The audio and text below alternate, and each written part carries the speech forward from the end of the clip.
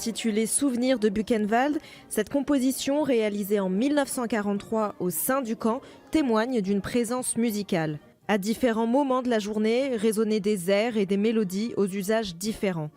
Il y avait plusieurs musiques. Une musique qui était une musique plutôt de synchronisation, donc qui devait vraiment accompagner les départs au travail et les retours le soir. C'est vraiment une musique de marche.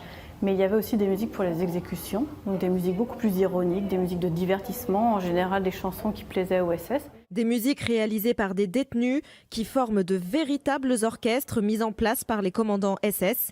Ces fanfares connaissent au fil des années une montée en gamme et entre les responsables des camps, une rivalité s'installe.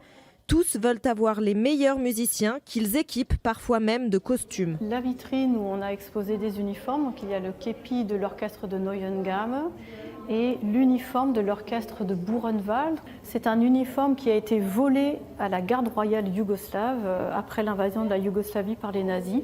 Et le commandant de Buchenwald en a fait équiper les membres de son orchestre, dont il était particulièrement fier. Il avait à cœur de montrer qu'il avait un bel orchestre. Les musiciens jouaient avec des instruments à la provenance diverse. Ils pouvaient être confisqués aux détenus à leur arrivée. Il arrivait aussi que les SS demandent aux musiciens de se faire livrer leurs instruments dans les camps. Et parfois, il fallait les construire à la main. Et là, il y a un objet qui est vraiment très important, qui est une contrebasse qui a été fabriquée dans le camp de Mauthausen par des détenus. Ce n'est pas du bois du tout pour fabriquer les instruments, elle est plus plate qu'une contrebasse traditionnelle. On voit qu'il y a des clous en bois, ce n'est pas du tout l'usage de la lutherie, mais en tout cas, elle ressemble à un vrai instrument et d'après les témoignages de l'époque, elle sonnait vraiment comme une contrebasse. Une musique omniprésente donc, qui avait un rôle disciplinaire, mais qui permettait aussi de laisser libre cours au sadisme nazi. Et la musique, elle a pu également avoir un rôle tortionnaire, puisqu'elle aggravait les souffrances.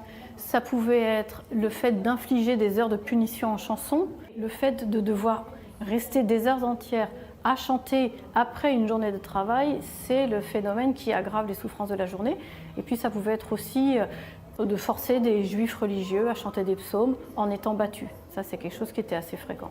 Jusque dans les camps de la mort, la musique a sa place et un rôle bien précis. Il y avait ce qu'on appelait les Arbeitsjuden, qui étaient les juifs employés au service de la machine de mort, donc qui devaient traiter les cadavres.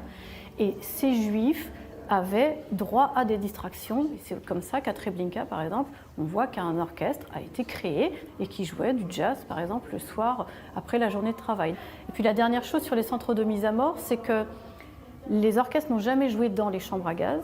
En revanche, les orchestres ont parfois joué à l'entrée des camps, à la porte, pour que les détenus qui étaient arrivés beaucoup plus loin à la chambre à gaz et qui hurlaient en fait en se rendant compte de ce qui les attendait, eh bien, il fallait que leurs cris soient couverts. Donc l'orchestre jouait à l'entrée pour que les convois suivants n'entendent pas ce qui était en train de se passer. Au sein des camps, la musique avait aussi un autre usage. Clandestine et cantonnée au bloc, elle permettait aux détenus de retrouver un temps leur humanité. La musique pour les détenus, elle servait à résister. Mais quand on parle de résistance, c'est rester en vie et sauvegarder son intégrité intellectuelle, rester humain. Le fait de pouvoir chanter une chanson qui rappelle sa patrie ou son foyer, s'évader en fait l'espace de quelques minutes du camp, ça c'était important. Et puis aussi créer l'espace de quelques minutes des communautés, soit des communautés nationales ou religieuses ou politiques, voilà.